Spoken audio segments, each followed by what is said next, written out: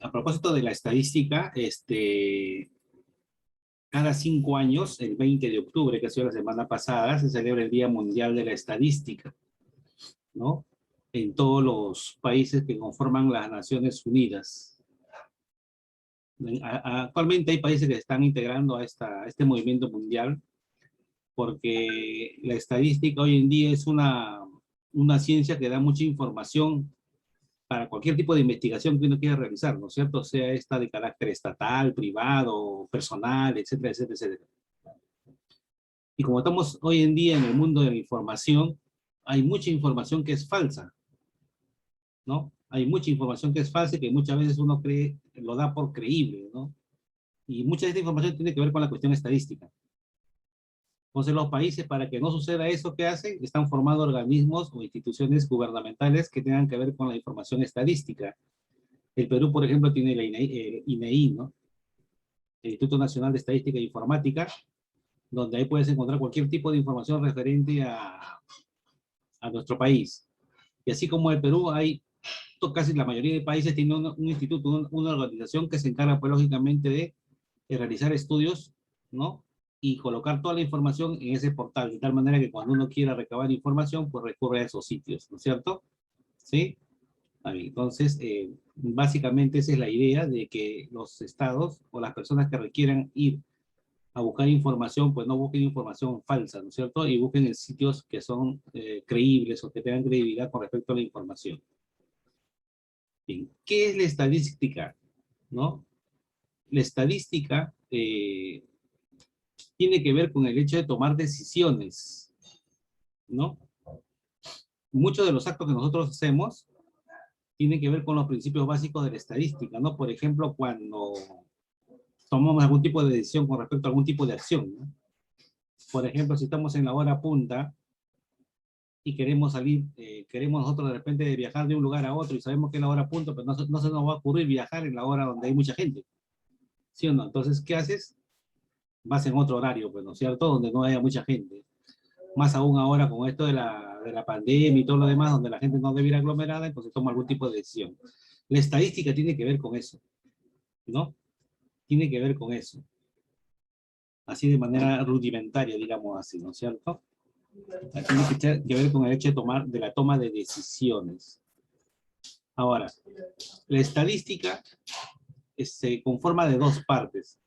La estadística descriptiva, que es la que nosotros vamos a realizar, que es la parte de la estadística que recoge información, recopila, lo organiza, lo analiza y lo presenta mediante una gráfica. No, todo ese proceso se llama estadística descriptiva porque describe el objeto que está estudiando. ¿Sí? ¿Está bien? A eso se llama estadística descriptiva. El otro tipo de estadística, que es la estadística inferencial, es la que toma decisiones en función a la información que te da la estadística descriptiva, ¿no? Entonces, nosotros vamos a ver la parte de la descripción de los datos, ¿no? Y la otra parte, pues, ¿no? Ya lo estudiarán aquellas personas, pues, que llevan un tipo de ingeniería, ¿no? O un estudio, alguna especialidad, pues alguna carrera que tenga que ver con la estadística. En realidad, todas las carreras tienen que ver con la estadística, ¿no? Vas a llevar estadística, estudies lo que estudies, ¿sí? Listo, por lo tanto, acá vas a tener los elementos principales para poder introducirte en el estudio de esta ciencia matemática, ¿no? Las clases de la estadística, tenemos la estadística descriptiva, que describe las características y para eso recopila, clasifica, resume, presenta y analiza datos, sin ningún intento de hacer una predicción basada en ello. O sea, la estadística descriptiva no decide, no predice. En cambio, la estadística inferencial sí, ¿no? También se le llama estadística inductiva o de pronóstico, cuyo objetivo es investigar cómo deben ser utilizados los datos de la muestra para reducir resultados o probar alguna hipótesis sobre la población entera. Por ejemplo, Cenami. ¿Cómo Cenami sabe que, por ejemplo, da predicciones? Dicen, en el mes de enero, febrero va a haber el fenómeno del niño, dicen. ¿Cómo sabe? Son magos. Tienen una bolita de cristal que le dice que en el febrero va a llover, qué cosas. No, no. Ellos tienen información estadística. No todos los años hacen mediciones y todos los años se repite, Entonces, en función a eso, tienen pues un 80-90% de certeza, ¿no? Pero que no es el 100% porque a veces se equivoca. ¿Sí o no? Dice, mañana va a llover y no llueve. Mañana dice, mañana día soleado y más frío que mandaba a hacer. Entonces, eso también no es el 100%, ¿no? Porque eso depende de las condiciones atmosféricas que tengamos. Pero la estadística permite predecir algunas cosas, ¿no? Y en función a la predicción, tú puedes hacer muchas cosas. Si eres, por ejemplo, un ente estatal, ¿cuántas cosas se pueden hacer con información, ¿no? Fidedigna. ¿Está bien? Algunos términos que se ven en la estadística. Población, ¿no? Población es todo aquello, todos los objetos, el conjunto universo de todos los objetos que uno quiere estudiar, ¿no? Por ejemplo, si mi objeto de estudio son las notas de los alumnos del nivel secundario, la población la forman todas las notas de todos los alumnos de ese nivel en nuestro país, pues digamos, ¿no? Pero a veces no es posible acceder a la información de toda la población. Por ejemplo, el Estado hace un censo cada 5 años, cada 5 años, 10 años, ¿no?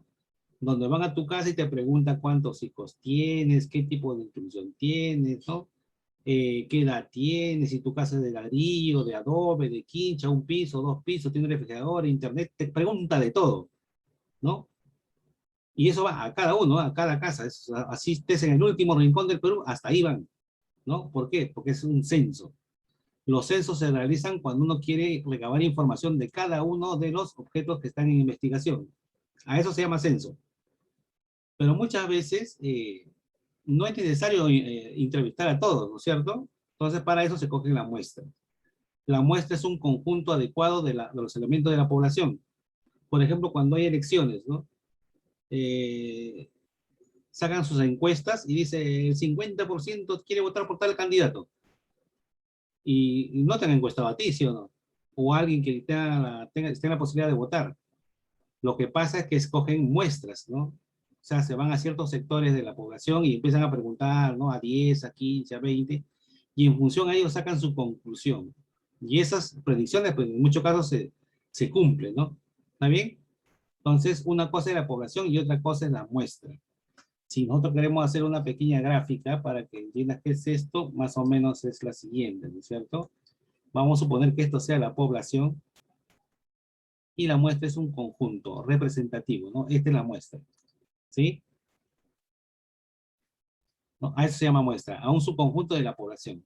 Pero esta muestra tiene que ser adecuada, no es cualquier muestra tampoco, ¿no es cierto? Esta muestra te tiene que dar la misma información que si tú recabaras información de todo. La misma información te tiene que dar, ¿sí? Listo.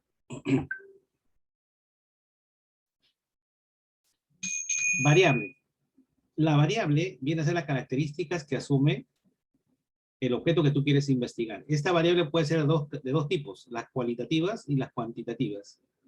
Las cualitativas es cuando uno mide la cualidad del objeto. Por ejemplo, ¿qué profesión tienes? Doctor, ingeniero, contador, abogado, zapatero, chofer, no sé. ¿Sí? Eso es cualitativo, cuando su valor no se representa con una cantidad numérica, ¿no? A eso se llaman variables cualitativas. Las variables cualitativas pueden ser nominales o pueden ser ordinales. Nominales es cuando no tienen un orden, ¿no? ¿Sí? Y ordinales cuando sí tienen un grado, ¿no? ¿Sí? Un grado, primer año, segundo año, tercer año, ¿sí? Las variables cuantitativas cuando se representan mediante un número, ¿no? Una cantidad. Esta puede ser discreta si es que se representa con un número entero positivo, o puede ser continua si es que sus valores pueden ser decimales, ¿no? Una variable cuantitativa discreta puede ser, por ejemplo, el número de hijos, ¿no? ¿Cuántos hijos tienes? 0, 1, 2, 3, 4. No puedes colocar 2 hijos y medio, ¿no? ¿No? Su valor se representa mediante un número entero. Una variable cuantitativa continua puede ser tu peso, por ejemplo, ¿no? Cuando te pesas, no pesas exactito, pesas 60 kilos con 20 gramos, vamos a suponer, ¿no? ¿Sí? La temperatura del ambiente, por ejemplo, es continua, ¿no? Eh, mm, la humedad, ¿no? La velocidad, son variables continuas, ¿no? Son cuantitativas y son continuas. ¿Está bien? Hay dos tipos de variables. Dependiendo en qué caso estés, ya pues el estudio es distinto, ¿no? Otra cosa que debemos conocer en esta parte son las tablas de distribución de frecuencias, ¿no? Las tablas de distribución de frecuencias, ¿no? Son tablas que uno realiza para poder organizar la información que uno tiene. ¿Está bien? Para hacerlo más práctico, acá tenemos un pequeño ejemplo y en función a eso vamos a ir sacando toda la información que queremos para mi tabla. ¿Sí? Dice, a continuación se presenta la recopilación de edades de un grupo de 20 profesores. Acá está 20 profesores de aritmética. Ahí están sus edades. Elabora una tabla de distribución de frecuencias. Bueno, al final vamos a elaborar la tablita, ¿no es cierto? Antes de elaborar la tabla, es necesario conocer algunos conceptos que tú tienes que tener para poder elaborar la tabla. Primero, el alcance. ¿Qué es el alcance? El alcance es el intervalo cerrado entre el menor y el mayor dato. ¿Sí? Si estamos aquí, ¿cuál es el alcance de esta tabla, de estos dos datos? El alcance de estos datos. ¿Quién es el menor dato? 28. ¿Quién es el mayor dato? 60. Está ordenadito. Sí, está ordenado de menor a mayor. No siempre viene ordenado, ¿no? Si está desordenado, tú lo ordenas, pues será otro. ¿Sí? Entonces, el alcance de este ejemplo es de 28 a 60 años.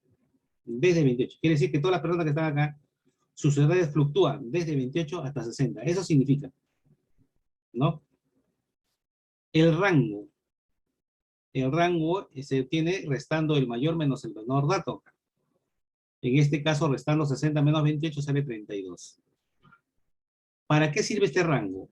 ¿No? Este rango que está aquí es como decir, tengo 32 unidades disponibles para poder yo particionarlos. ¿No? Para eso me sirve el rango. El rango se obtiene restando el mayor menos el menor dato. ¿Sí? Ahora, este rango que está acá se particiona en intervalos. ¿No? Por ejemplo, acá yo le partí en ¿cuántos intervalos? En 5. Lo puedo particionar en 6, en 7, ¿no? Lo que yo quiera. ¿Para qué se particiona? Para formar grupos donde yo pueda estudiar mejor a los datos que tengo, ¿no es cierto? Por ejemplo, a mí se me puede ocurrir, ¿no? Aquí van a ir los alumnos, las personas que tengan desde 28 a 30 años, ¿no? En el otro intervalo van a ir los de 28 a 35, de 35 a 40, de 45 a 50 y de acá a 50 a 60. Entonces, estoy particionando mi conjunto en grupos, ¿no? A esos grupos se le llama intervalos. No un intervalo, es un rango donde van a estar los datos, van a encajonar estos datos ahí, ¿no? Por ejemplo, ¿cuántos datos están ahí? Los que tienen 28, 29 años, ¿no? 28 y 29. Entonces, tengo uno, solamente un elemento. En el siguiente intervalo están los que tengan de 30 hasta antes de 35, o sea, hasta 34. O sea, tengo 1, 2, 3, 4. 4 datos. Y así, ¿no? Entonces, todos los datos que están acá, los 20, se separan y cada uno va a caer en cualquier grupo. ¿Está bien? A eso se llama intervalos. ¿Está bien? Ahora, estos intervalos que están aquí no se cogen al azar, obedecen a una formulita, una ley, ¿no? Puede ser la que está aquí, ¿no? El número de intervalos va a ser igual a 1 más 3,322 por el logaritmo de n. N es el número de datos. Si yo aplico esta fórmula, n vale 20 en este caso. ¿Cuánto sale? A ver, ustedes que tienen calculadora. El logaritmo de 20 multiplicado por 3,322 y le sumamos 1. ¿Cuánto sale? A ver, por favor, Juan Luis. ¿Cuánto sale ese valor?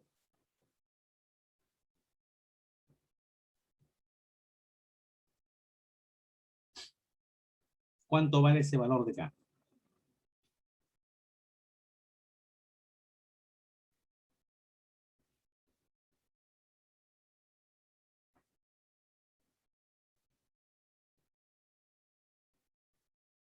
Juan Luis, ¿cuánto sale?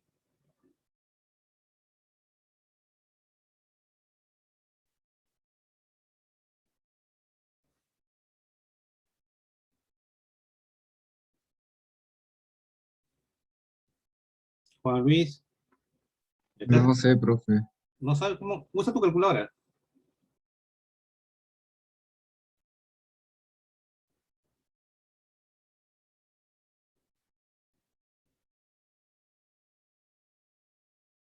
Ya, ahora sí, ¿cuánto sale?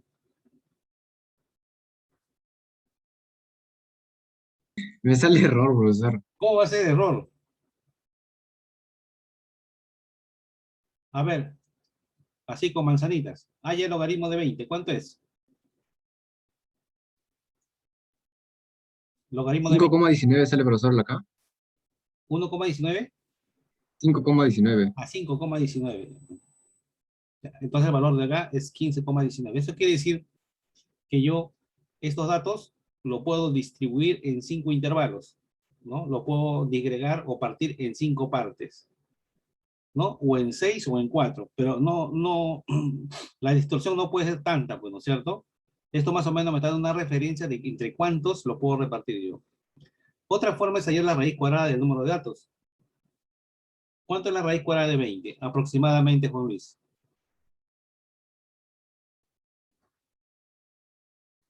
4,47. Ya, entonces quiere decir que la cantidad de intervalos que yo puedo coger está entre 4 y 5. Mira, casi por ahí va, ¿eh? Entonces, uno ya lo coge de acuerdo a tu experiencia, pues, ¿no es cierto? ¿Sí? Porque no es recomendable muchos intervalos ni tan poquitos. Muchos porque se distorsiona, poquitos porque no permite analizar bien hacer bien el estudio. Entonces, más o menos me dan un rango de donde yo pueda trabajar. ¿Está bien?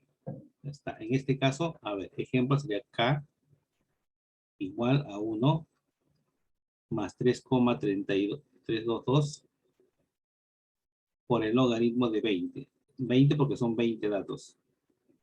Y aquí salió 5,19, ¿no es cierto? 5,19. Eso quiere decir que uno puede coger 5 intervalos o 6 o 4. Por ahí está, ¿no es cierto?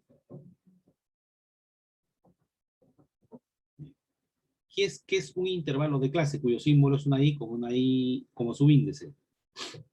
Los intervalos de clase, ¿no? Son los grupos que se van a formar según ese rango que hemos tenido. ¿Se acuerdan del rango, no? De 28 a 60 era 32, ¿sí? ¿Está bien? Ya. Entonces, como ya me ha salido que puedo usar 5 intervalos, entonces lo voy a dividir en 5 partes. Acá está.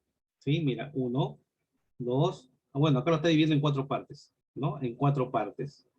¿Está bien? Ya, pero acá las partes no son iguales, mira, de 28 a 32, de 22 a 40, 40 a 50, 50 a 60. Acá hay 10, acá hay un ancho de 10, acá hay un ancho de 8 y acá hay un ancho de 4. No son iguales, ¿no? Pero esos son los intervalos, pues, ¿no es cierto? Los intervalos se representan así. El intervalo 1 va de 28 abierto en 32. El otro va de 32 abierto en 40. Y así sucesivamente, ¿no? Hasta acá. Aquí se cierra porque se da a entender que el 60, que es un dato de la tabla que está aquí, es un dato de la tabla. Si yo lo dejo abierto, ¿dónde va a ir? O sea, tiene que estar en algún lugar, ¿no es cierto? Entonces, para garantizar que está por ahí, se cierra en este caso. Pero puede estar abierto si este 60 no es un dato que esté en la tabla, ¿no? ¿Está bien? Límite inferior, límite superior. Todo intervalo tiene un límite inferior y un límite superior. ¿Sí? Todo intervalo tiene un límite inferior. El ancho de cada clase, el ancho de cada clase. Aquí el ancho es 4, aquí el ancho es 8, aquí el ancho es 10. No tiene el mismo ancho. Hay tablas que no tienen el mismo ancho, como hay tablas que sí tienen el mismo ancho. Eso depende de cómo venga el problema. ¿Cómo se determina el ancho de la clase? Restando el límite superior menos el límite inferior, ¿no? Por el indicador, ¿sí? Así se obtiene el ancho de la clase. Muchas veces la tabla tiene el mismo ancho, dice una tabla de ancho común. Cuando yo quiero que la tabla tenga el ancho común, se divide el rango, que ya les dije que era 32, entre el número de intervalos que yo quiero. 32, ¿entre cuánto lo puedo dividir de tal manera que me salga un número entero? 32 entre 4, por ejemplo, ¿no? Por eso que aquí hay 4 intervalos. Entonces yo divido el rango de 32. Entre 4 me va a salir 8. Y este 8 es el ancho de clase común. O sea, de 28 a 36, de 36 a 42, de 42 a 48 y de 48 a 54, ¿no? De 8 en 8. Eso me va a garantizar de que caiga exactito, ¿no? ¿Está bien?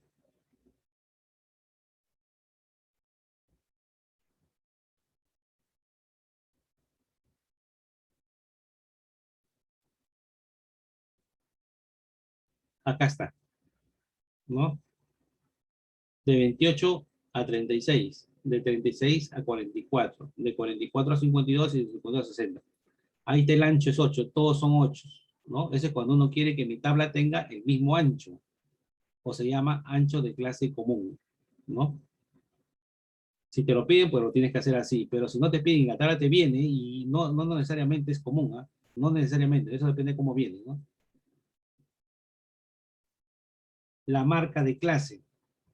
La marca de clase de una tabla es el promedio de los dos límites, ¿no? En este caso, ¿cuál es su marca de clase? 28 más 36 entre 2. ¿Cuál es su marca de clase? 36 más 44 entre 2. Y así sucesivamente, ¿no es cierto?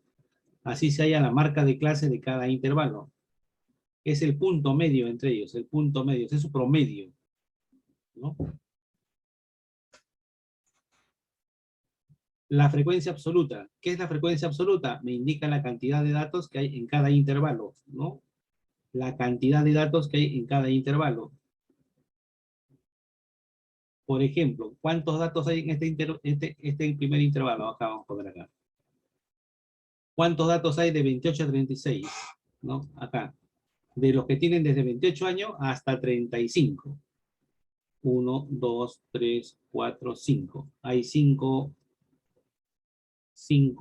datos. De 36 hasta 43. Pues está abierto en 44. No puede tomar 44 acá. De 36 hasta 44. 1, 2, 3, 4, 5, 6, 7, 8, 9, 10 datos. Tengo 10 datos en este intervalo. De 44 hasta antes de 52. 1, 2, 2 datos nada más. Y por último, de 52 a 60, tengo 1, 2, 3, 3 datos. Esa es la frecuencia, ¿no? Me indica la cantidad de datos presentes en cada intervalo, ¿no? La suma de todos, ¿a qué tiene que ser igual? Tiene que ser igual en este caso a 20, o sea, el total de datos, ¿no? Entonces, la suma de todas las frecuencias me tiene que dar el total de datos, no es una cuestión lógica, ¿sí? A eso se llama frecuencia absoluta.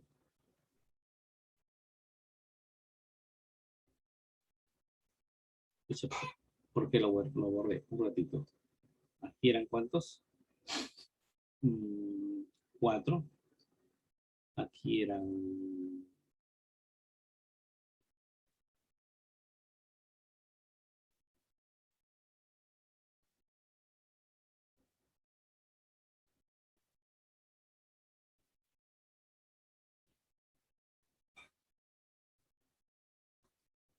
5, ¿no?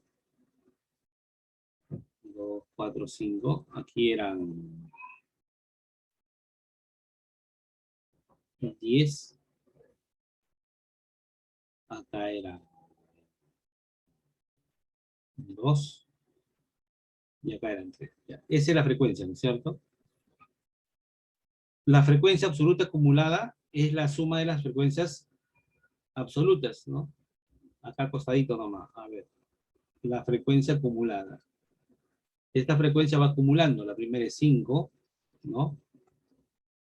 La frecuencia acumulada 2 es la suma de ellos dos, o sea, 15.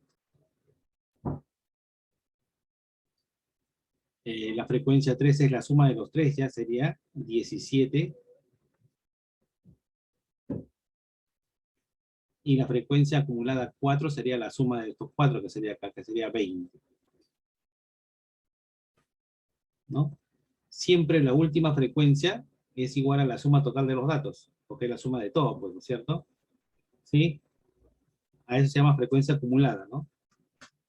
La frecuencia relativa es la parte, ¿no? La parte que me indica la parte o el porcentaje de datos presente en este grupo, ¿no?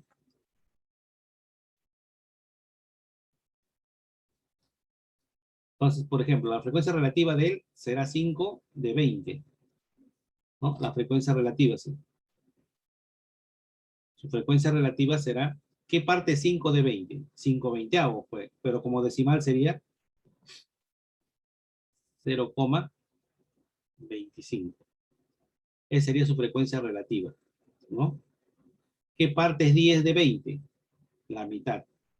En decimal, ¿cuánto es? 0,50. ¿No? ¿Cuál es la frecuencia relativa acá? ¿Qué parte es 2 de 20? Los 2 décimos. O sea, 0,02. Y así sucesivamente, ¿no? Esto de acá es 0,15. Listo. Esa es la frecuencia relativa. La frecuencia relativa me indica la parte que forma la parte de los datos que están aquí. ¿Qué parte de datos están en cada intervalo, no? ¿Sí? Pero expresado como un número decimal. La frecuencia relativa acumulada, que es el H mayúscula ahí, es igual que esta que está aquí, pero de la columna que está acá, ¿no? Se acumula, se va acumulando. 0,25, 0,75, 0,77 y 0, y acá debe salir 1, pues, ¿no? Al final debe salir 1, porque como son las partes, Profe, donde puso 0,02 es 0,1. la suma de las partes me tiene que dar el total, ¿no? Y cuando uno habla de partes, el total es la unidad. Por eso que acá la suma tiene que ser igual a 1, ¿no? Al final. ¿Sí? Acá sería 0,25. Acá sería 0,75. 0,85 y 1. Esa sería la frecuencia relativa acumulada, ¿no? Entonces, pasando eso acá a limpio, sería lo siguiente. A ver, vamos a pasar a limpio así. A ver, la marca de clase, preguntamos, a ver. Isabel, Profesor, ¿cuál es la marca de clase? Vamos a llenar acá esta tablita que está aquí, que es lo que me estaban pidiendo, hacer mi tabla de frecuencias de los 20 datos que tuvimos anteriormente. Aquí vamos a colocar la marca de clase. La marca de clase se obtiene sumando los dos dígitos dividido entre 2. ¿Cuál es la marca de clase? La primera. la primera es 32, 32. La segunda, 40, la tercera, 48, y la última,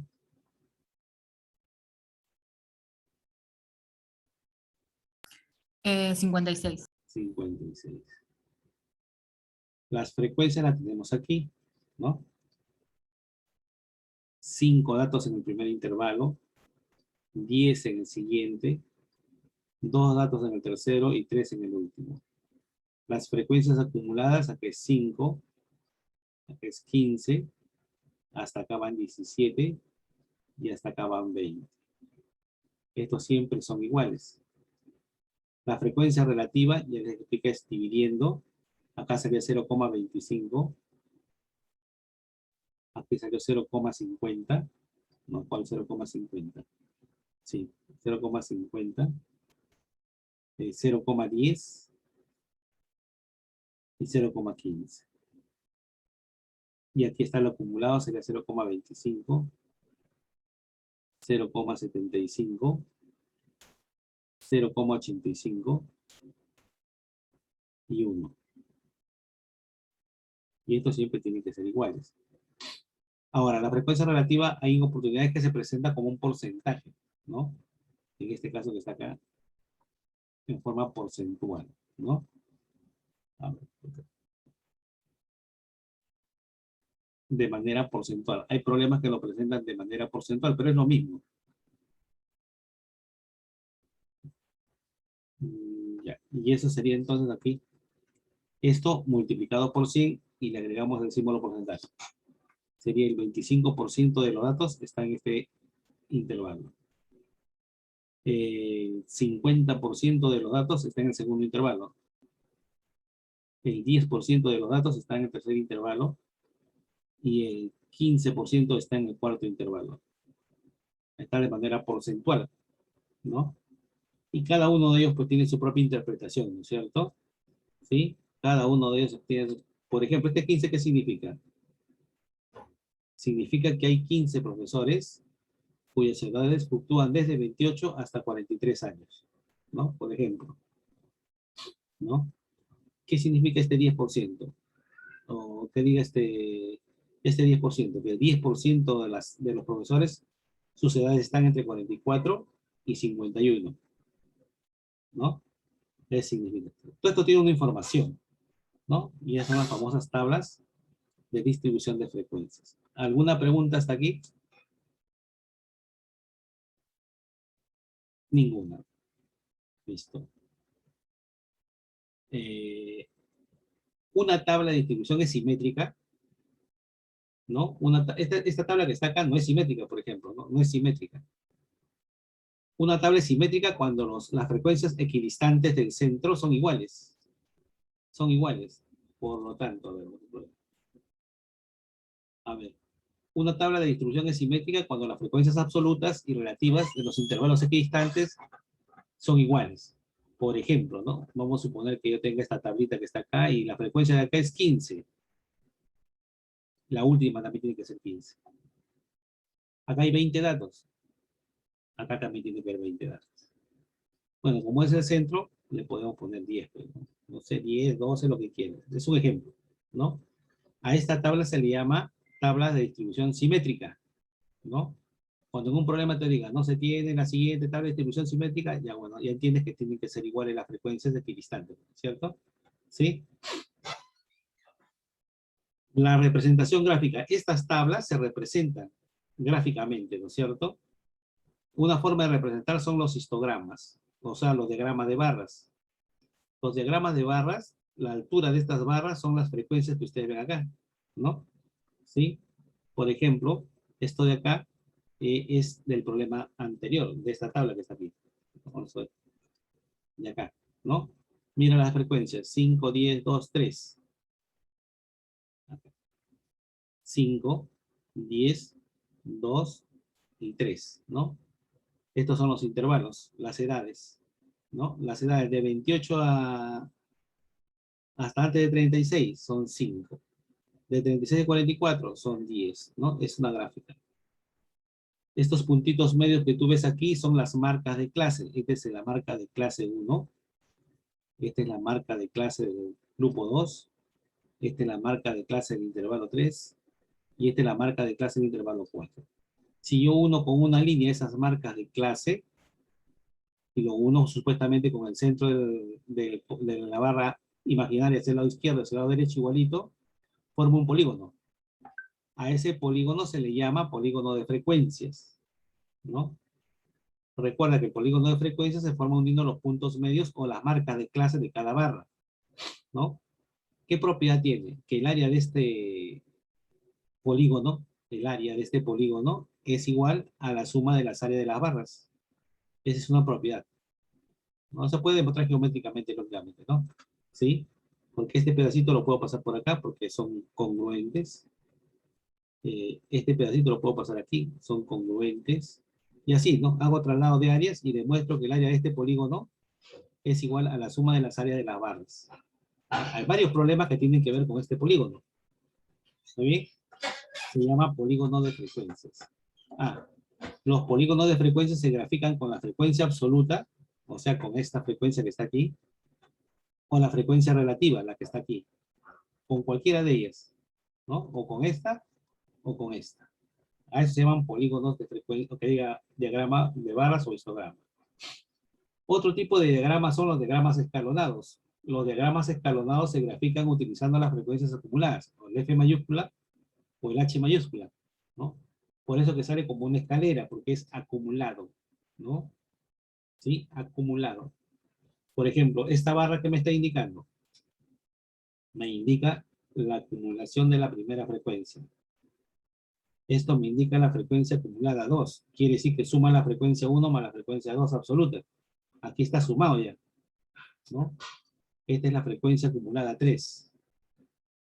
Y esta es la frecuencia acumulada 4. Si vamos a la tablita que estaba por acá, la primera 5, después 15, después 17 y después 20, ¿no? Acá está. 5, 15, 17 y 20. Está acumulando la anterior. Por eso que sale como una escalera, ¿no? Este tipo de diagrama se hace con la frecuencia absoluta o la frecuencia relativa acumulada, con la H mayúscula. ¿Está bien? Si yo uno el vértice superior derecho de cada uno de ellos, ¿no? Con el vértice inferior formo una línea de esta forma, y esa forma se le llama ojiva, ¿no? Esa es la ojiva de una distribución acumulada. Hay muchos problemas que vienen solamente de la ojiva. Tú tienes que reconstruir los rectángulos y todo lo demás, ¿no es cierto? Listo. Y para terminar, el diagrama circular. Los diagramas circulares, diagrama de pastel, diagrama de torta, tiene un montón, pictogramas también le llaman.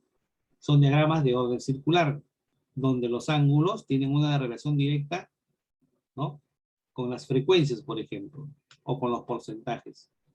Generalmente esto se usa para mostrar información porcentual, o sea, con porcentajes. Generalmente, no siempre es así. Y los ángulos tienen una relación directa con el dato del sector circular, por ejemplo, ¿no? A ver acá. Acá, por ejemplo, me dice que un ángulo de 72 grados le corresponde a 12 alumnos. Si un ángulo de 72 grados le corresponde a 12 alumnos, un ángulo de 15 grados, ¿a cuántos alumnos será, no? Es una regla de 3 simplemente, ¿no? Tiene una relación directa, ¿no? La misma relación de los ángulos tiene la misma relación de los estudiantes. ¿En qué relación están estos dos? ¿En qué relación están ellos dos? La misma relación tiene que haber acá. Si es que está bien hecho, ¿no? ¿Sí? Si, por ejemplo, este ángulo con este ángulo está en la relación de 3 a 5, las cantidades que yo coloque aquí también tienen que estar en la relación de 3 a 5. Los porcentajes que yo coloque acá también tienen que estar en la relación de 3 a 5. Por lo tanto, si este es 10%, ¿qué porcentaje debería corresponder aquí? ¿No? Si acá, para este sector le corresponde un 10%, ¿qué porcentaje le debe corresponder acá? Supuestamente en ese orden que le he puesto, tendría que ser el 6%, ¿no? Porque la relación entre los ángulos es la misma relación para los datos que tenga encima de él, no sean números, porcentajes, lo que sea, es la misma relación. En función a esa relación es que se llenan estos cuadros. ¿Está bien? Listo, entonces hasta acá llegamos el día de hoy. El día miércoles empezamos con la solución de algunos problemas, ¿no? Para que vayamos más o menos entrando a este tema de las estadísticas descriptivas. Bien, ¿alguna pregunta? ¿Alguna pregunta?